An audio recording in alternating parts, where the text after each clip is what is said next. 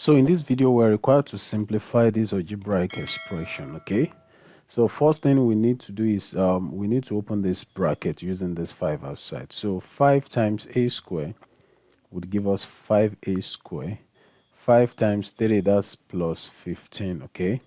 Then this side, you have to be very careful of this minus, right? Because it's going to be affecting everything inside this bracket. So minus a times a square, that gives us minus a raised to the power of 3. We have to be careful because this is a raised to power 1 in reality, okay?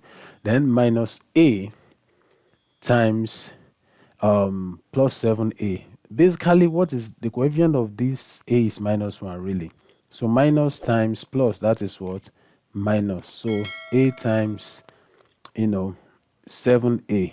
That would definitely give us a minus 7a square, okay? Then the next one is minus a raised to power 1 times minus 2. That is plus what? 2a. So the next thing we need to do is to regroup and collect like terms. So we can write minus a raised to the power of 3.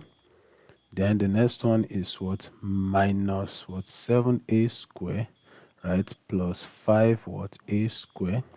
Then plus 2a. Then plus what? 15. So this will give us minus a raised to power 3 minus 7a square plus 5a square. That gives us minus 2a what square. Then plus 2a plus what? 15. This is the final answer. I want to believe this video has helped someone. Please don't forget to subscribe, like, and share this video. Thank you for watching my video. See you in the next video. Bye bye.